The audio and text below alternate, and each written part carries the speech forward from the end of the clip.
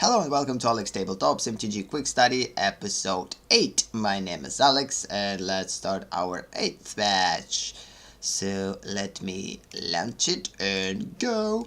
So in this episode we're going to play again with mono green with the splash of red against white, red-white, Boros, I guess, yeah. RPG versus Zockies. This is an interesting nickname. While we thinking to take or not to take the first hand, by the way, this is the worst hand ever. Like again, talking about Mana Flood. Okay, this is worse. You gotta be kidding me with hands. Oh, okay, I probably should take that one. And definitely keeping that one, because we might need a mass removal in form of a fiery candidate. So while the game is progressing, a quick reminder that MTG Quick Study is a series of one-match episodes that focuses on learning from my own matches by rewatching and trying to analyze them.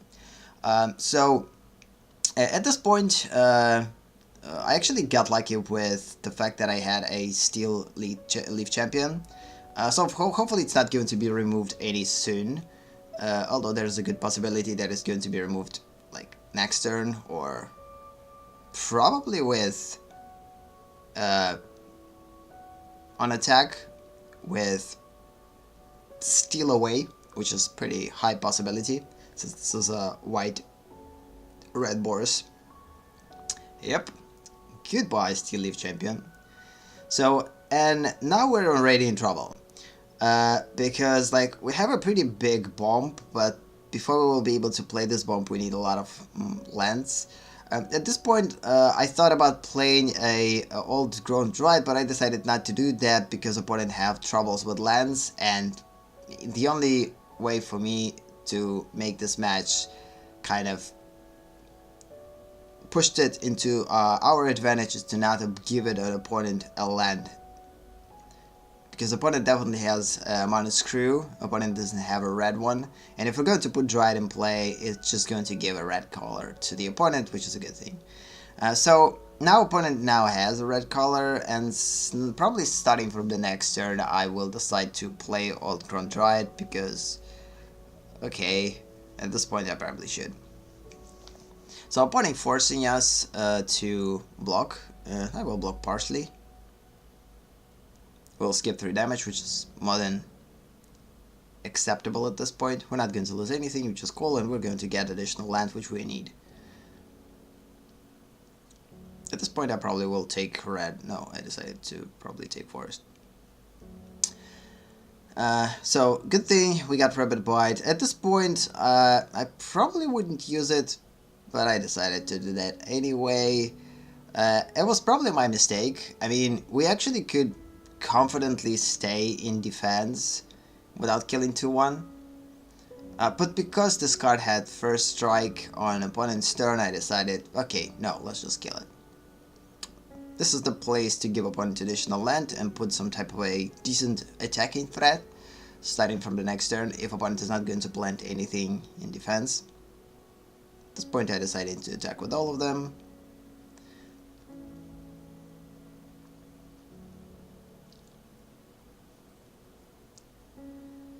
So yeah, at this point 7, 8, 9, 3, 4, 5, 6, 7, so yeah.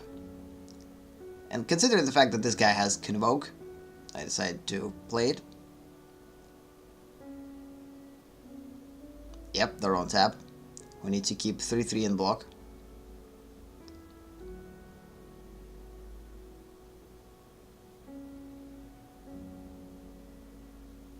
Or 2-3 to trigger the ability of getting a land, as I decided to do.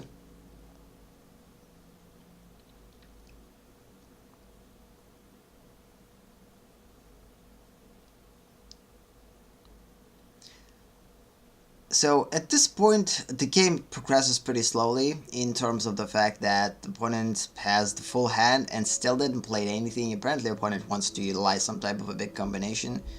And this is the reason why opponent decides not to plant anything big. At this point, I'm not going to attack with all creatures because I know that opponent probably has a Settle the Wreckage, which is, I believe, 100% thing, because, like, why wouldn't the opponent play cards when you have, like, 6 lands and full hand? So, it's a high possibility that the opponent has a Settle the Wreckage, and of course, because of this, I decided not to attack with 7-5, although I could. The same goes with 2-3 and other cards. So you need to be cautiously to play against this deck. Like Boros, Boroses, they are pretty aggressive, but at the same time they could survive for a longer period of time.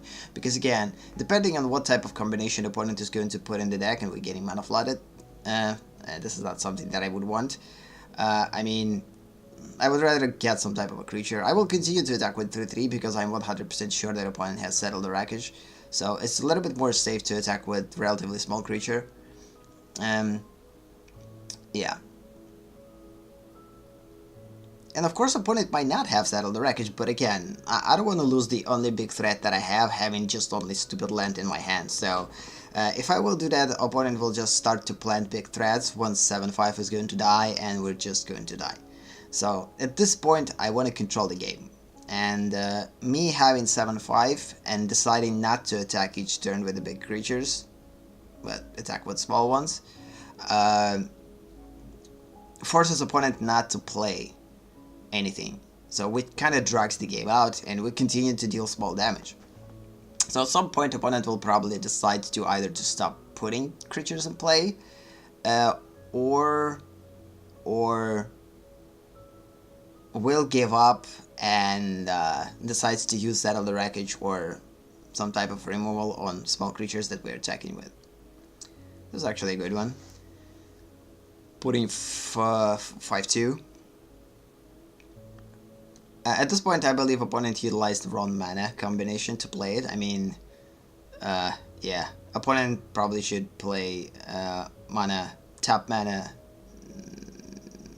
by hand, not automatically. Again, it was the smartest choice because again, we're not going to attack 7-5 or 5-2 is going to kill it, so attacking it with 2-3 kind of seems weird too. I decided to stay in block.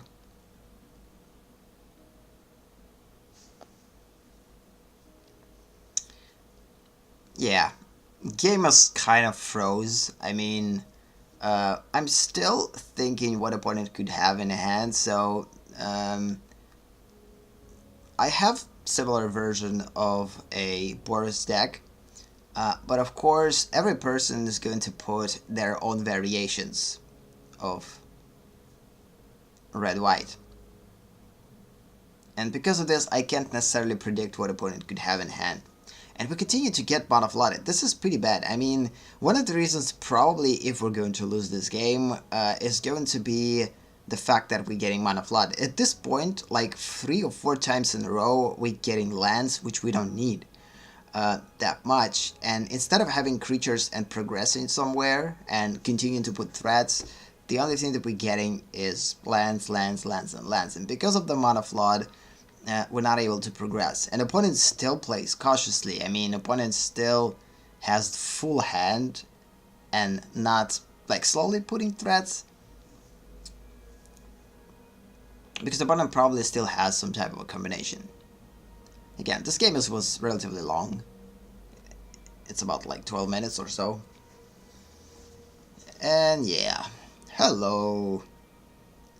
3-4 that basically gives every creature and including the player hexproof. So now we're not able to target nor creatures nor player, which is fine because we don't necessarily able to.